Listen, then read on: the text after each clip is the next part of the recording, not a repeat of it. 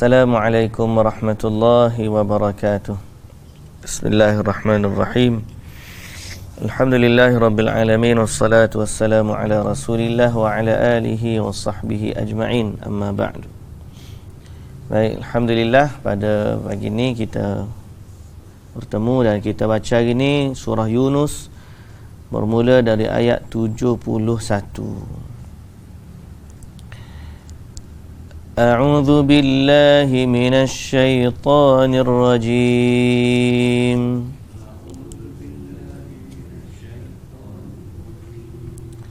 Bismillahirrahmanirrahim. Watlu 'alaihim naba'a Nuhin idh qala liqaumihi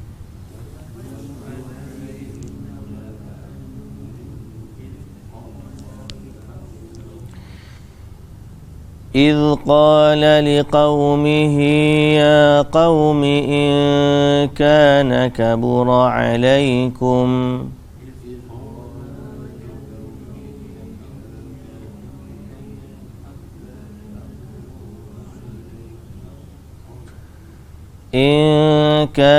كبر عليكم مقامي وتذكيري بآيات الله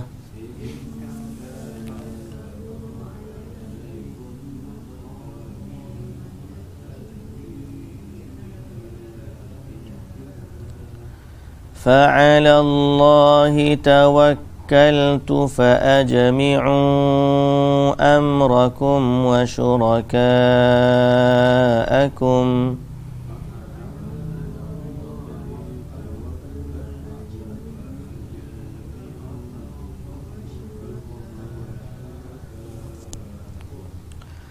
ثم لا يكن أمركم عليكم غمة ثم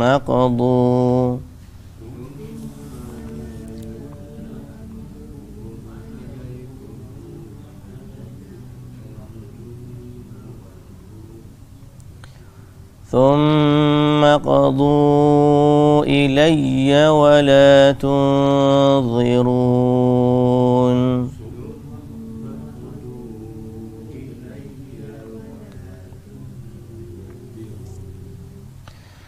فإن توليتم فما سألتكم من أجر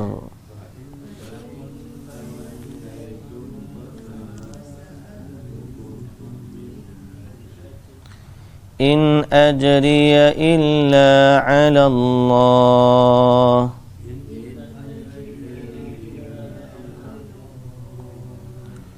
وأمرت أن أكون من المسلمين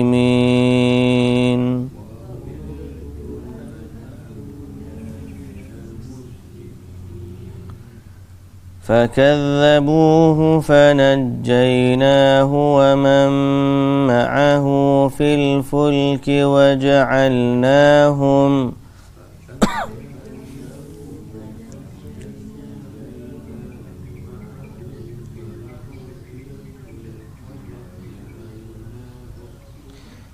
وجعلناهم خلائف وأغرقنا الذين كذبوا بآياتنا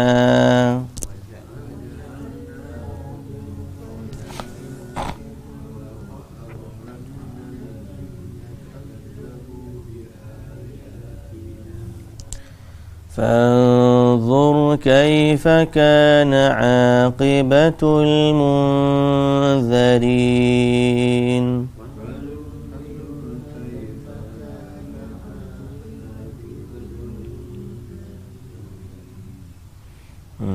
Baik, bismillahirrahmanirrahim. Alhamdulillah wassalatu wassalamu ala Rasulillah wa ala alihi wa sahbihi ajma'in. Puji dan syukur bagi Allah Subhanahu wa ta'ala, Tuhan sekalian alam. Selawat dan salam atas Nabi junjungan kita Nabi Muhammad sallallahu alaihi wasallam, juga atas ahli keluarga baginda yang suci, para sahabatnya yang mulia, para pengikutnya yang setia sehinggalah ke hari kiamat. Alhamdulillah. Jika cerita hari semalam berkisar tentang tauhid, hari semalam cerita tentang tauhid. Tauhid ni maknanya mengesakan Allah Subhanahu wa taala, dan itulah asasnya kita diciptakan. Itulah asasnya langit dan bumi ini diciptakan. Itulah asasnya para rasul diutuskan. Tauhid.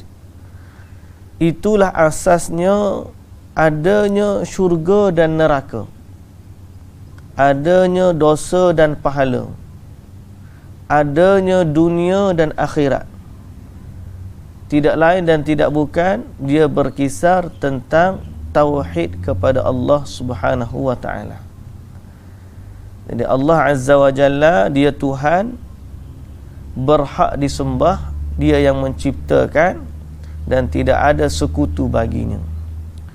Bagi setiap manusia yang sedar, yang tahu, yang mendapat hidayah, maka dia akan mengesakan Allah, menyerahkan dirinya kepada Allah sebagai seorang hamba, kerana dia tahu dia adalah hamba Allah.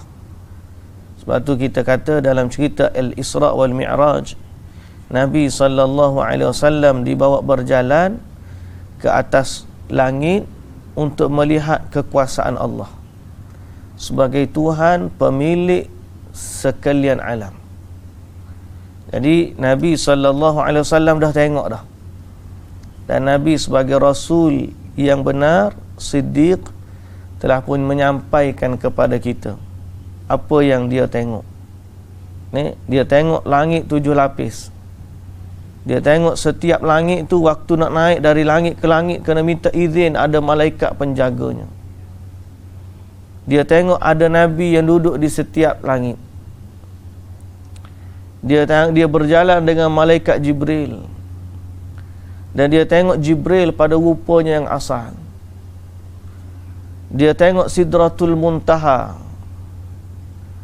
Dia diperlihatkan kepada syurga dan neraka, dan dia menghadap Allah Azza wa Jalla di balik hijab. Tetapi dia berbicara dengan Allah Azza wa Jalla. Dia menerima kefarduan salat 50 kali. Kemudian dia berulang alik antara Nabi Musa dengan Allah Azza wa Jalla, minta kurang sehinggalah tinggal 5 kali. Kemudian dia turun ke bumi, kemudian dia berjalan, kemudian dia bagi tahu kepada, itulah sebenarnya kekuasaan Allah. Jadi kita sebagai hamba Allah Azza wa Jalla, bila kita dengar cerita tentang kekuasaan Allah, keagungannya, kekuasaan dan keperkasaannya Allah, kita mesti menundukkan diri kepada Allah Subhanahu wa taala. Dan hidup ini sebenarnya adalah pilihan dari Allah. Allah yang pilih. Allah pilih kita untuk menguji kita. Kita tak boleh kata, kenapalah Allah nak uji kita? Tak boleh ke Allah Ta'ala buat semua orang beriman? Allah telah pilih untuk kita ni diuji. Allah telah pilih malaikat untuk tidak diuji. Inna Allah yakhluqu ma yasha'u wa yakhtar. Allahu yakhluqu ma yasha'u wa yakhtar. Ma kana lahumul khiyarah. Allah ni dia mencipta dan dia memilih. Dengan masyiah, dengan kehendak Allah, Allah memilih. Dia pilih dari kalangan malaikat-malaikatnya, ada yang istimewa. Sedangkan malaikat nak ada jumlahnya, kita tak tahu, terlalu banyak. Tapi Allah telah memilih malaikat Jibril, Mikail, Israfil sebagai malaikat-malaikat yang agung dan dekat dengan dia. Allah pilih dari kalangan malaikat, sebagaimana Allah pilih dari kalangan manusia adanya Rasul. Dan Allah pilih dari kalangan manusia umat mana yang nak jadi umat kepada Rasul tersebut. Jadi sebagaimana Allah pilih Nabi Muhammad sallallahu alaihi wasallam sebagai Rasul yang terbaik, Allah juga telah membuat pilihan untuk kita ni jadi umat yang terbaik. Alhamdulillah.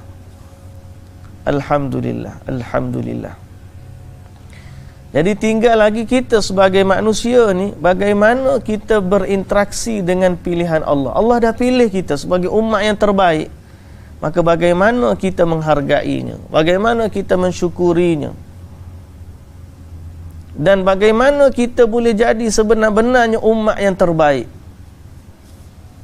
Tidak lain dan tidak bukan, Allah Ta'ala kata dalam Quran, kuntum khaira ummatin ukhrijat linnas ta'muruna bil ma'rufi wa tanhauna 'anil munkari wa tu'minuna billah. Walau amana ahlul kitabi lakana khairan lahum minhumul mu'minuna wa aktsaruhumul fasiqun.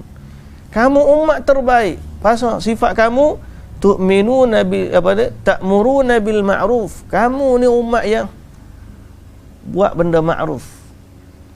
Wa tanhauna 'anil munkar. Kamu juga cegah benda munkar. Wa tu'minuna billah. Kamu beriman kepada Allah. Ini keistimewaan umat yang terbaik.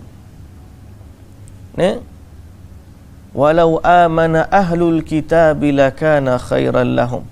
Kalaulah ahlu kitab itu beriman juga sebagaimana kita beriman, nescaya itu baik untuk mereka. Dia akan jadi yang terbaik juga. Tapi minhumul mu'minun, ada dari kalangan mereka beriman, wa aktsaruhumul fasiqun. Tapi kebanyakan mereka tidak beriman. Jadi umat yang terbaik, alhamdulillah, alhamdulillah Allah pilih kita. Kalau Allah pilih kita ni jadi umat Nabi Nuh,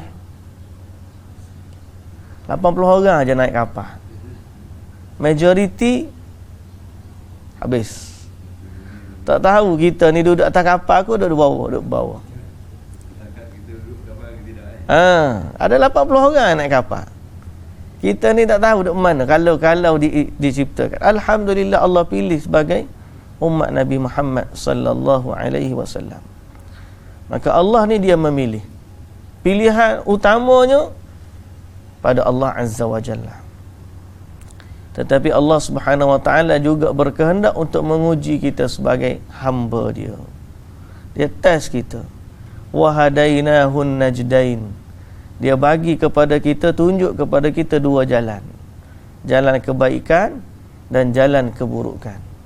Dia bagi akal, dia bagi hati, dia juga ciptakan syaitan dan dia buat bagi kita ada hawa nafsu.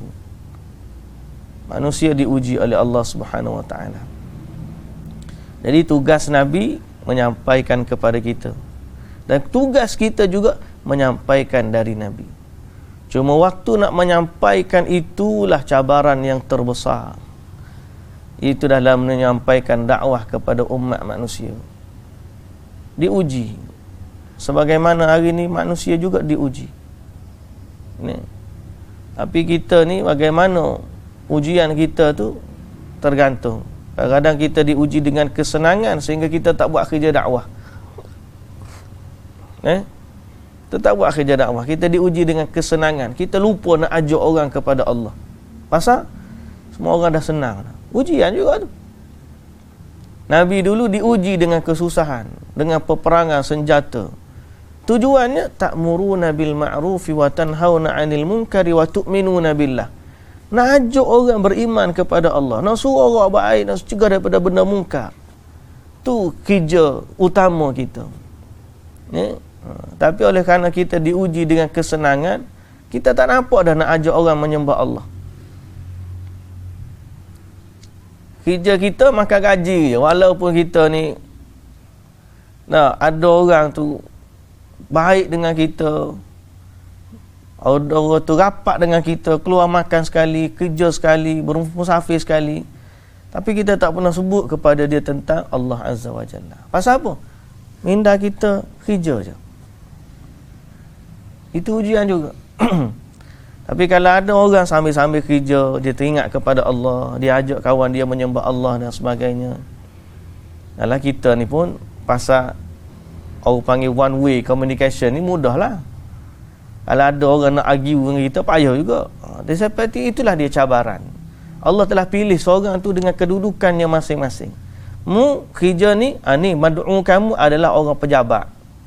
Kamu kerja dia cikgu di sekolah. Mad'u kamu, umat dakwah kamu, sasaran dakwah kamu adalah pelajar-pelajar di sekolah.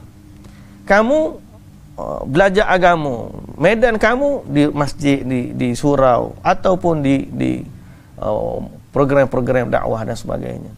Kamu pemimpin, dakwah kamu melalui kepimpinan kamu, melalui kekuasaan kamu. Setiap orang mesti dalam kehidupan dia tauhid. Macam mana dia nak ajak manusia kepada Allah Subhanahu Wa Taala? Allah dah pilih kita macam tu.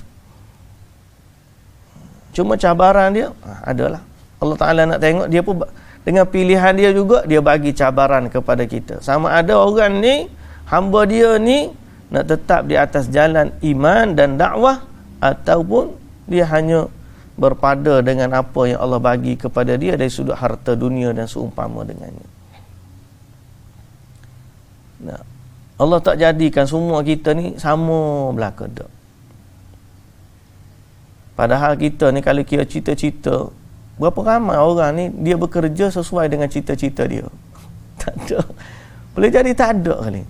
Adalah sikit, adalah. Tapi berapa persen je. Kebanyakannya kita ni, kita ada cita-cita, pilihan kita, kita ada keinginan kita. Tapi yang berlaku kepada kita adalah pilihan Allah. Betul tak? Allah yang permudahkan kita, dia pelorong kita untuk pilihan dia. Dia pelorong kita untuk pilihan dia. Dia pilih dah. Daripada umat hamba aku ni ada hak jadi cikgu, ada hak jadi tentera, ada hak jadi ni. Sebab dia hidup dalam dunia yang masing-masing. Tapi setiap orang mesti menjadi hamba kepada Allah, melaksanakan apa yang Allah perintahkan, dan dia nak jadi umat yang terbaik. Itu ciri-ciri dan sifat dia. Tapi paling besar ujian para nabi lah, nak mengajak manusia kepada Allah ni, ujian dia memang payah. Kita bunyi yang kata, negara Islam, pemimpin Islam, tetap saja Allah uji kita. Sebab apa? Sebab Islam ni bukan semudah bicara. Kalau cakap Islam ni cakap saja mudah je, masuk syurga belaka dah orang. Tapi masalah dia ialah Allah akan uji kita. Bicara kita tu bagaimana, tapi Allah nak tengok. Dia bagi kepada kita kekuasaan, dia bagi kepada kita pemerintahan, dia bagi kepada kita kemudahan macam-macam. Tengok macam mana kita nak amalkan dia. Jadi cabaran tu bukan senang. Kita hadap bawah ni nampak senang. Kenapalah pemimpin kita begini. Acu kamu lantik jadi pemimpin sikit. Bagi sehari je kamu jadi pemimpin. Sakit kepala dah. Nah, Umar bin Abdul Aziz dilantik jadi khalifah, menangis beberapa hari menangis. Pasal dia sedar besarnya tanggungjawab nak jadi pemimpin. Kita memang ada bawah ni sedap belaka kita cakap ni. Tepuk meja, terbalik meja kedai kopi. Pasal apa? Pasal kita bukan pemimpin. Bila dah jadi pemimpin, baru tak sedar susah atau payah. Tu baru tahap pemimpin. Tahap pendakwah lain. Susah dia lagi dahsyat. Dan lebih dahsyat lagi ialah tugas Nabi. Nabi SAW, Allah bagi kepada dia semua. Bukan semua Nabi jadi pemimpin, bukan. Sebab tu ada orang kata, kita ni keutamaan kita adalah kepimpinan. Salah. Keutamaan kita tauhid. Sebab kalaulah keutamaan kita adalah kepimpinan, baru nak bawa kepada tauhid, maka gagallah para rasul yang tak jadi pemimpin. Nah, Nabi Nuh bukan pemimpin dari masyarakat dia. Dia kumpulan kecil. Kebanyakan Nabi lah. yang Nabi Zakaria mati dibunuh. Yang jadi pemimpin beberapa orang daripada Nabi. Nabi Sulaiman, Nabi Daud, Nabi Yusuf. Tu pun bukan pemimpin besar. Nabi Yusuf menteri dia. Nabi Musa bukan pemimpin. Nabi Musa lari dengan Fir'aun. Fir'aun raja dia. Nabi Musa bukan raja. Nah, jadi Nabi-Nabi ni bukan kesemuanya adalah pemimpin, tetapi kesemuanya adalah pendakwah yang bertauhid kepada Allah, orang yang mengajak manusia kepada tauhid. Tapi Nabi Muhammad sallallahu alaihi wasallam lagi hebatlah, mana beban baginda tu lagi berat. Sebab baginda Rasul, baginda juga pemimpin. Macam kita, macam kalau kita ni ustaz hok ngajar kapuh macam kita lah. Pagi-pagi ngajar beres, tak ada masalah. Tak ada kata nak kena lulus tu, nak bajet tu, mari masalah umat, masalah rakyat tu, kena pergi parlimen lah sebagainya, bincang tu bincang ni pula kan. Kemudian orang pula mari ikut media sosial serang kita, gugang. Kita ustaz kapuh, relax ya ustaz kapuh. Nah. Sebab kita hanya ngajar. One way communication. Ngajar. Tak ada lah kata orang mari ustaz ni. Ada lah orang tanya soalan kat WhatsApp tu, ada lah. Ustaz apa hukum ni? Mudah je. Sebab tu letak kita ni kena sedar Allah. Kecil ya kita ni. Nabi ni dialah pemimpin, dialah pendakwah, dialah pemimpin, dialah panglima perang, dialah semuanya dia. Oi, jadi berat dakwah, beratnya beban dakwah Nabi. Orang ada masalah, cari Nabi. Budak kecil pun eret tangan Nabi nak ajak Nabi untuk tunaikan apa panggil hajat dia. Budak kecil pun eret Nabi, Rasulullah mai. Budak kecil pun Nabi kena layan. Apatah lagi orang besar, apatah lagi musuh dia. Jadi boleh bayang betapa bagaimana Nabi ni nak menjalankan amanah Allah. Tapi Allah dah pilih dia. Sebab tu Allah Ta'ala kata, Ya ayyuhan nabiyyu hasbukallahu wa manittaba'aka minal mu'minin. Wahai Nabi, cukuplah Allah bagi kamu. Dan cukuplah Allah bagi orang yang ikut kamu. Mana kamu dan orang yang ikut kamu, cukuplah Allah bagi kamu.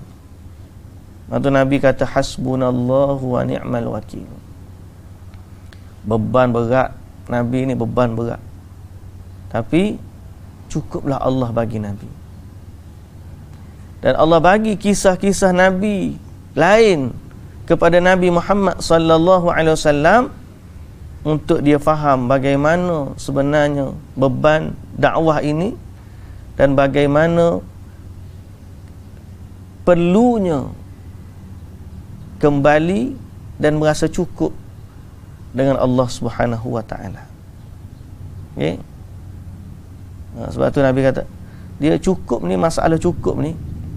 Kita baca dulu ayat, tak baca ni mukadimah nak baru, tapi cantik mukadimah dia sebab ada relate dengan ayat ya ayyuhan nabiyyu hasbukallahu wa manittaba'aka minal mu'minin.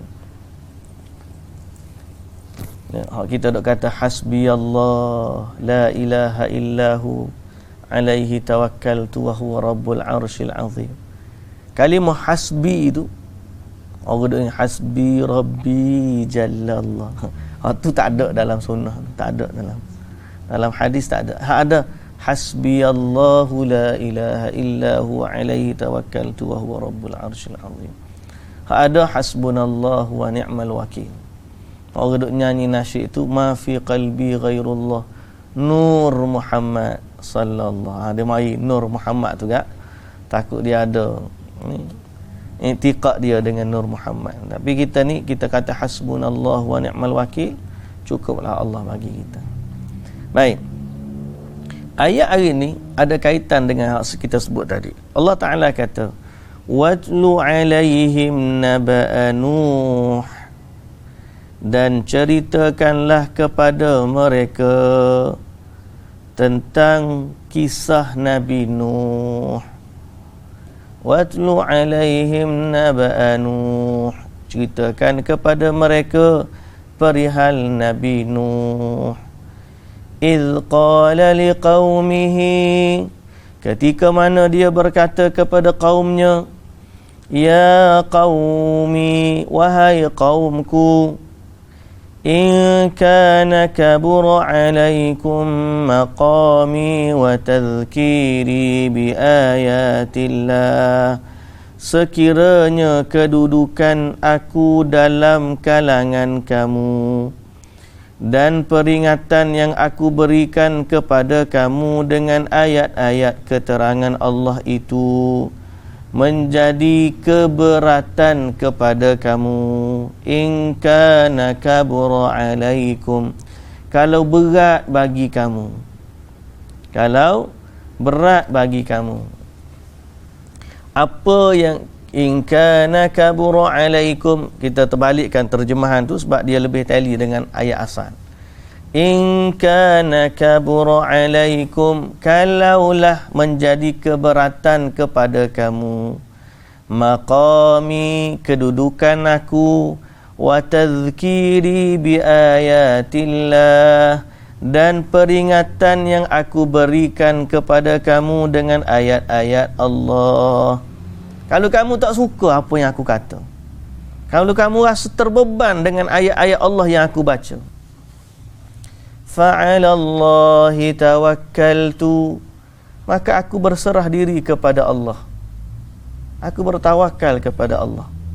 Jadi maknanya Rasul-Rasul ni menghadapi cabaran dari umat dia, tapi apa solution yang ada pada mereka? Tawakal.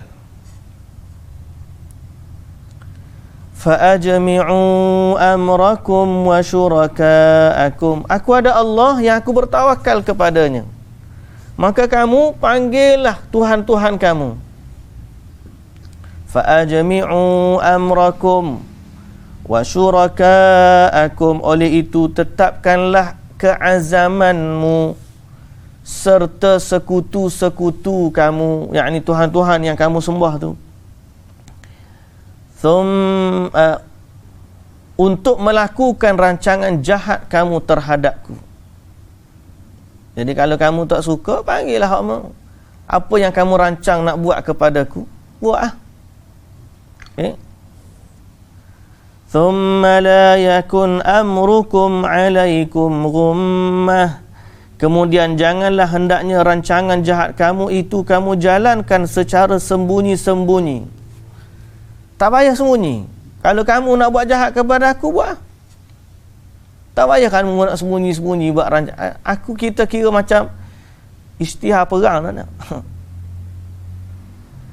Thumma la yakun amrukum alaikum ghummah, jangan sembunyi-sembunyi. Kalau kamu nak buat rancangan jahat, panggil kamu dan juga sekutu-sekutu kamu, pakatlah kamu buat jahat kepada aku. Okey?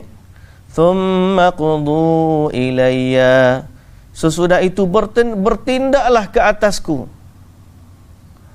Wala tunzirun, dan jangan tangguh-tangguh lagi. Jangan tangguh. Kalau kamu rasa aku tak, jangan tangguh.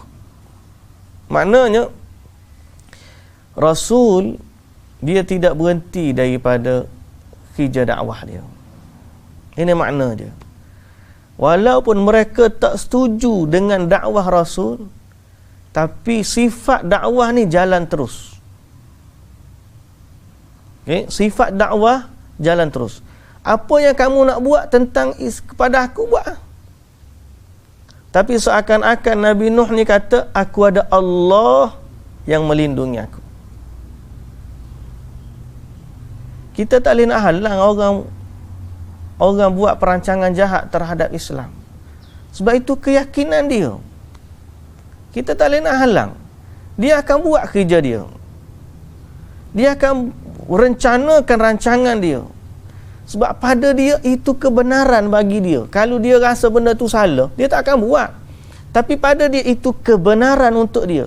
Orang yang beriman bahawa Jesus tu anak Tuhan, dia tetap akan berjuang berdakwah sebagaimana kita berdakwah untuk menyembah Allah.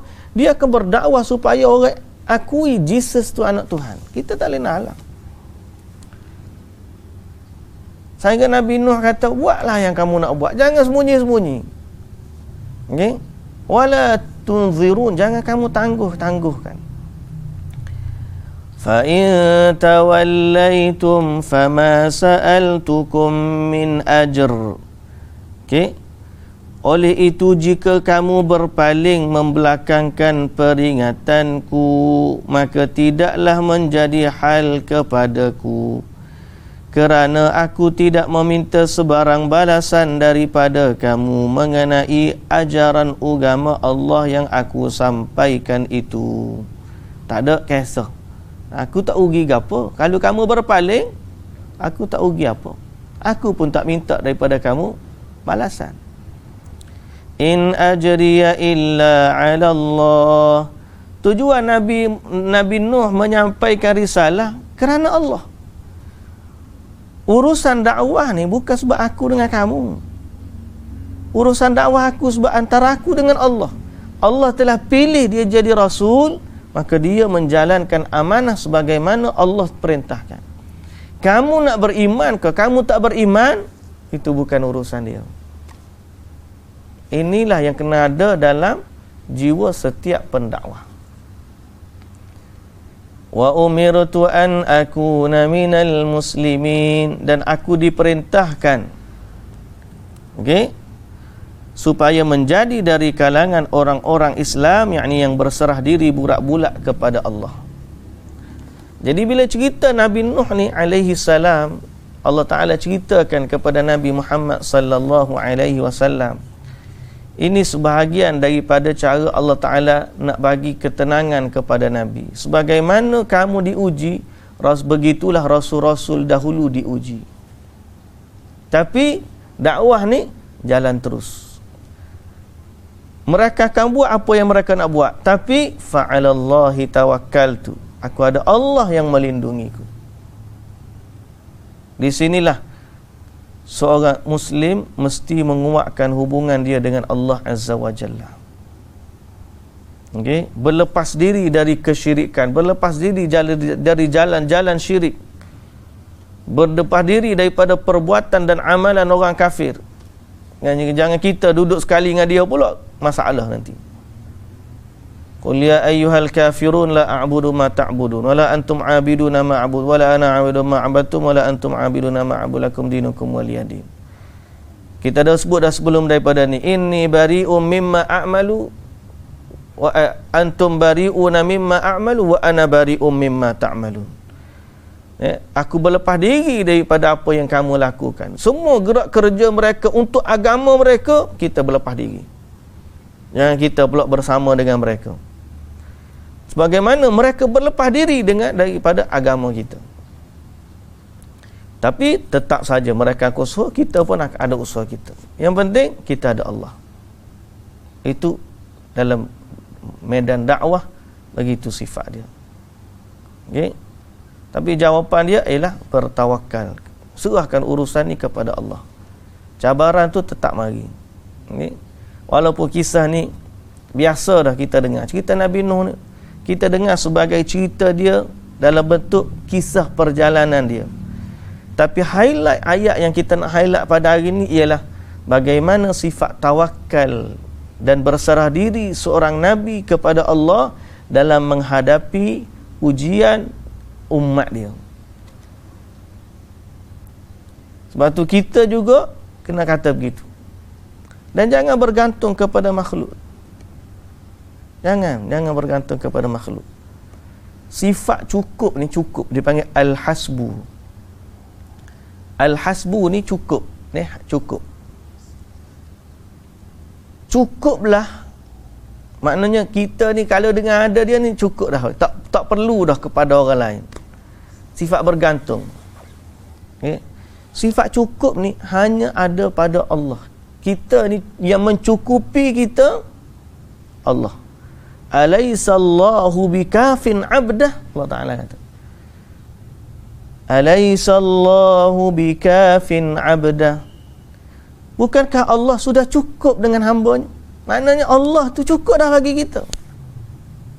Hak kita duk kata hasbunallahu wa ni'mal wakil. Hasb. Cukuplah Allah bagiku, cukuplah Allah bagi kami. Dialah sebaik-baik yang kami serahkan urusan kami. Hasbunallahu wa ni'mal wakil. Hasbi Allah, cukuplah Allah bagiku. La ilaha illahu, tidak ada Tuhan yang berhak disembah melainkan Dia. Alaihi tawakkaltu wa huwa rabbul arsyil azim. Jadi dia ni, dakwah ni, kita kena serah diri kepada Allah. Bulak-bulak memang gitulah nature dakwah. Kalau betul kita orang Islam, gitulah sifat kita. Ni, jalan terus dalam dakwah ni, jalan terus. Ujian. Dan mustahil Nabi ni menyembunyikan risalah. Nabi tak ada sifat dia takut simpan tak ada. Semalam ada video Ustaz Syihabuddin baru rilis YouTube dia tentang dia respon, dia react kepada video seorang ustaz di Malaysia ni yang cerita palsu. Dia cerita Nabi ni dengan seorang Yahudi buta. Ada seorang Yahudi buta yang senantiasa caci maki Nabi. Tapi punyalah baik Nabi SAW. Nabi ni pergi ke rumah dia dalam keadaan dia tak sedar Nabi ni. Dan Nabi suap dia makan. Sehinggalah bila Abu Bakar As-Siddiq, bila Nabi wafat, Abu Bakar ni tahu Nabi pergi rumah Yahudi ni. Abu Bakar pergi juga rumah ni, ambil alih. Kemudian Abu Bakar pun suap Yahudi tu. Yahudi tu tanya, tak sama dengan orang biasa. Jadi kerana sedihnya Abu Bakar ni, orang Yahudi tu tanya, bukan kamu suap aku sebelum ni, orang lain?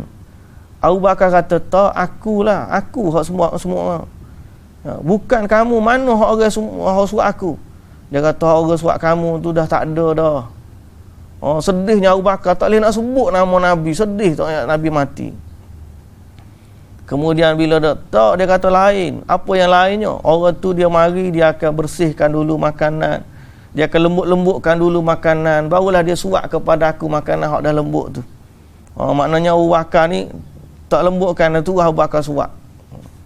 Jadi nak cerita begitulah Nabi ni baik dengan orang hak lawan dia. Cerita sedap lah tuan-tuan, buat cerita, tapi cerita palsu. Cerita palsu. Bukan sekadar, kalau palsu saja tu tak apa, tapi cerita palsu ni, dia ada, antara kita nak tahu tanda cerita ni palsu, ialah dalam dia tu ada benda yang bertentangan dengan sifat asal Nabi SAW. Bertentangan dengan Quran, bertentangan dengan hadis, bertentangan dengan apa yang sebenarnya, realiti. Cerita tu apa yang bertentangan dengan Nabi, dengan hak sebenar? Pertama, dia tuduh Abu Bakar menipu. Sebab bila Yahudi tu tanya, bukan kamu, dah aku, mari belum ni aku. Abu Bakar telah menipu Yahudi tu. Mustahil Abu Bakar menipu. Dia ni As-Siddiq. Kita panggil dia Abu Bakar As-Siddiq. Boleh ustaz ni cerita Abu Bakar tu pergi ngaku, akulah sebenarnya hak mari. Abu Bakar ngaku. Ni satu benda besar. Abu Bakar tak aja menipu. Bukan tipu kalau tu. Tipu kan? Satu. Yang kedua, berat lagi, dia telah mendakwa sesuatu terhadap Nabi, bahawa Nabi SAW ni sampai mati tak pernah mengaku dia ni Rasul kepada Yahudi tu. Maknanya Nabi tak ajak ke Yahudi ni masuk Islam. Sedang sifat Nabi ni, seorang Yahudi budak nak mati pun Nabi ajak masuk Islam. Abu Talib nak mati pun Nabi ajak masuk Islam. Ni Yahudi pergi surat, Nabi tak kata dia ni Rasulullah.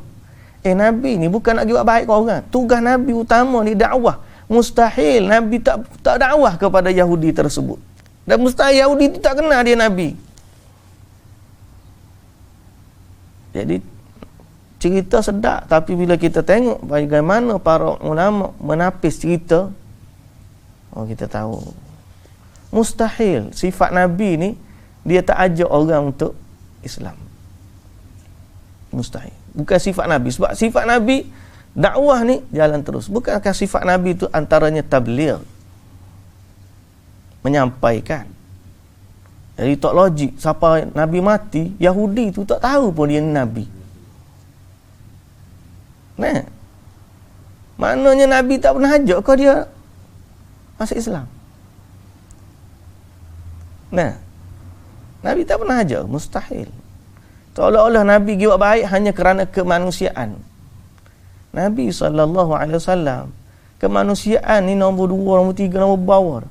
Kerja Nabi paling utama adalah tauhid, dakwah tauhid. Jadi sebab tu bahagian cerita ni memang sedap dengar. Tamu-tamu buat pula menangis-nangis sikit, orang pun mustahil sifat tu bagi Nabi sallallahu alaihi wasallam. Menyembunyikan risalah mustahil sifat bagi Nabi. Bahkan Allah Ta'ala cerita bagaimana untuk meneruskan dakwah dalam diuji. Jadi ini cerita dia lah. Ambil iktibar daripada kisah Nabi Nuh AS. Walaupun diuji ditentang, alaihi tawakkal, aku bertawakal kepadanya. Fa'ala Allahi tawakkaltu fa'ajmi'u amrakum wa syuraka'akum. Kamu pakatlah Tuhan-Tuhan kamu tu. Kamu buat rancangan jahat terhadap aku, silakan. Aku tetap dengan urusan dakwah aku dan aku bertawakal kepada Allah. Fa in tawallaitum, kalau kamu tak nak dengar, fama sa'altukum min ajr, aku pun tak minta upah daripada kamu. In ajriya illa 'ala Allah, upah aku di sisi Allah. Maknanya dia memenuhi tanggungjawab yang Allah Ta'ala dah bagi kepada dia. Wa umirtu an akuna minal muslimin, dan aku diperintahkan untuk menjadi dari orang yang berserah diri kepada Allah, iaitulah muslim. Dan Islam dinul anbiya. Okey. Islam dinul anbiya. Islam ni adalah agamanya para nabi. Sebab tu Nabi Hud, kalau kita baca dalam kisah cerita Hud dulu kan, surah Hud tu, istighfar, tawakal, antara hak apa tu dakwah dia tu, suruh umat dia istighfar, dan antara yang mereka kata juga para nabi ialah mereka tawakal kepada Allah. Ni Nabi Hud dia dah kata, inni ushhidullaha wa ashhadu anni bari'um mimma tusyrikun. Sesungguhnya aku bersaksi kepada Allah, dan bersaksilah kamu sekalian bahawa aku berlepas diri daripada apa yang kamu syirikkan. Min dunihi, dari selain Allah, yang kamu syirikkan dari selain Allah. Fakiduni jami'a thumma la tunzirun. Fakiduni jami'a, buatlah perancangan kamu nak buat jahat kat aku, buatlah. Thumma la tunziru, jangan kamu tangguh-tangguh. Inni tawakkaltu 'ala Allahi rabbi wa rabbikum, aku bertawakal kepada Tuhanku, kepada Allah Tuhanku dan juga Tuhan kamu. Jadi urusan dakwah ni tidak akan berhenti sampai bila-bila. Okey, Allah hanya matikan bila saja masa bagi orang tu cukup. Kalau kita tak buat kerja dakwah pun, agama Allah tetap akan berjalan sampai hari kiamat. Jadi kalau Allah pilih kita menjadi sebahagian orang yang memahami dakwah ni, syukurlah kepada Allah dan berusahalah untuk menjadi umat yang terbaik dengan melakukan kerja dakwah. Tapi kita akan diuji. Antara ujian kita yang saya sebut tadi, Hatta orang yang duduk di medan dakwah dah pun, bukan orang yang kita kata tentera ke cikgu ke apa, orang yang duduk dalam medan dakwah dah pun, duduk di majlis agama, duduk di jabatan agama, duduk di jabatan yang berkait dengan agama dah pun kadang-kadang diuji. Dia sekadar dia makan gaji, diuji dengan harta. Aku ni sekadar cukup makan gaji pada dah. Dia anggap dia ni jawatan dia kani je situ. Dia anggap jawatan dia ni mungkin apa panggil apa? Pembantu saja. Apatah lagi kalau dia pegawai dakwah. Kena masuk tubik jabat, masuk keluar jabat. Dia anggap kerja dia keluar masuk jabat, keluar masuk jabat. Padahal nature dakwah sebenar, hidup ni sebenarnya adalah untuk mengajak manusia kepada Allah. Apa banyak orang buat maksiat di luar sana. Apa tanggungjawab kita? Ayuh God nak jawab tu. Lalu kita diberi jawatan, kita diberikan tanggungjawab yang mana dalam lingkungan tu semua maksiat kita akan ditanya oleh Allah. Oh berat. Ayuh. Kita diuji lah, diuji dengan kesenangan. Diuji dengan kesenangan. Cukup bulan boleh gaji. Allahul musta'an. Kerja kita buat kadang depan mata tu. Kemaksiatan. Dia cari sajak tak jumpa-jumpa lagi sajak. Hak lain daripada sajak ni bersepah luar ni. Apa hak kita buat? Apa kita buat? Selain sajak tu memanglah hak ni orang figure dah. Lain sajak tu bersepah. Hak orang tak salat bersepah. Hak orang Melayu masuk kedai judi tikar nombor bersepah. Apa tanggungjawab kita? Allahul musta'an. Semoga Allah Ta'ala bantu kita dan semoga Allah bagi taufik dan hidayat kepada kita. Mungkin kita kena duduk sejenak, duk fikir sama-sama kita, apa peranan kita dalam dakwah, apa yang benda kita boleh buat sama-sama. Selain daripada kita duk dengar kuliah, kita ni ambil dakwah paling mudah sekali. Dakwah paling mudah dah ni saya ni tuan-tuan. Duduk buka kitab, pacak kamera, ngajar, orang pun dengar. Oh, selesai dah kerja dakwah kita. Di luar sana tu. Mungkin kita kena duduk sejenak sama-sama kita. Duk fikir apa yang kita boleh buat dalam dakwah kita. Nak tampal poster, nak buat video pendek kau. Tapi masih lagi dakwah muda video pendek. Sebar risalah. Tampal macam buat orang duk buat ngepil long. Alung tu pergi pering, pergi tok-tok di kereta. Tak ada lagi orang buat dakwah gitu. Tak ada lagi. Lepas tu kita ni sikit-sikit sensitivity, takut sangat. Kita tak boleh nanti orang sensitivity agama. Apa perasaan orang lain, nanti kita ajak dia untuk masuk agama kita. Dia tak pernah fikir sensitivity kita. Malah kita nak kata Nabi Nuh AS, fa in tawallaitum fama sa'altukum min ajr. Kalau kamu nak berpaling, ikut kamu. Aku pun tak minta upah kepada kamu. Aku tak minta upah daripada kamu. In ajriya illa 'ala Allah. Aku duk fikir atas tu. Kena cari panglima mana, ayahanda mana hak kuat ni. Hak selama ni ada backup gangster tu, mari kita pergi dakwah. Kita sediakan bahan, kita pergi dakwah. Tapi nak ke tak? Minta dengan Allah. Doalah kepada Allah Subhanahu Wa Taala. Semoga Allah Ta'ala realisasikan apa yang kita sebut ni. Cerita tu sedap lah, mari idea macam-macam. Tapi waktu nak buat tu, itu yang payah. Semoga Allah Ta'ala bantu kita semua. فَكَذَّبُوهُ فَنَجَّيْنَاهُ وَمَنْ مَعَهُ فِي الْفُلْكِ. Tapi akhirnya, mereka tetap juga mendustakan Nabi Nuh. Lalu kami selamatkan dia bersama pengikut-pengikutnya yang beriman di dalam bahtera. وَجَعَلْنَاهُمْ خَلَائِفْ. Dan kami jadikan mereka pengganti-pengganti yang memakmurkan bumi. Yakni orang dengan Nabi Nuh tu, mereka inilah yang memakmurkan bumi, khalifah-khalifahnya.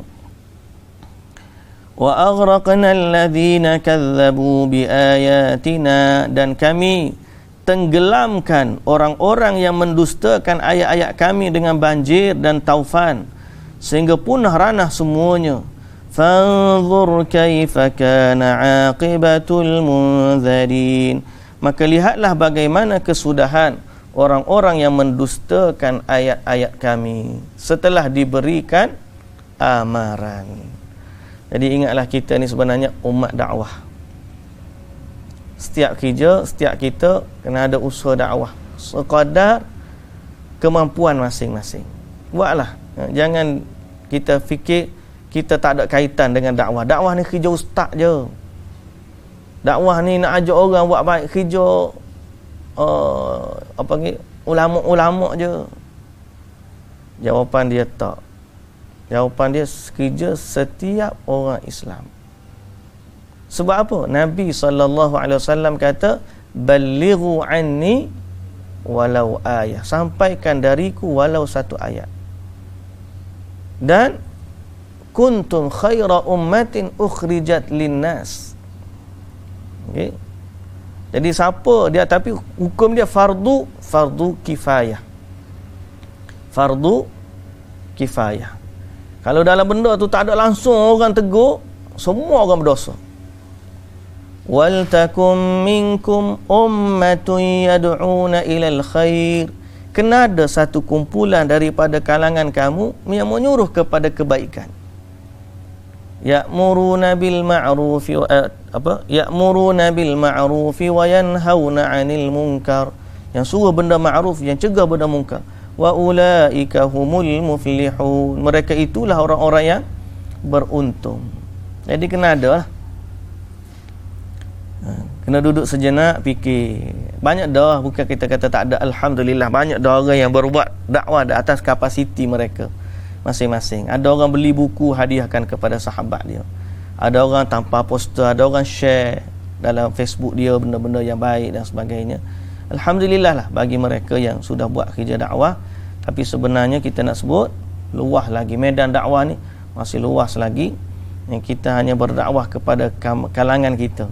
Kita tak cuba lagi dakwah kepada orang yang di luar daripada komuniti dan kelompok kita. Yang tu memerlukan usaha yang lebih lah, insya-Allah. Wallahu ta'ala alam. Kita berhenti setakat tu, kita sambung pada minggu depan. Wallahu ta'ala alam. Subhanakallahumma wa bihamdika asyhadu an la ilaha illa anta astaghfiruka wa atubu ilaik. Assalamualaikum warahmatullahi wabarakatuh.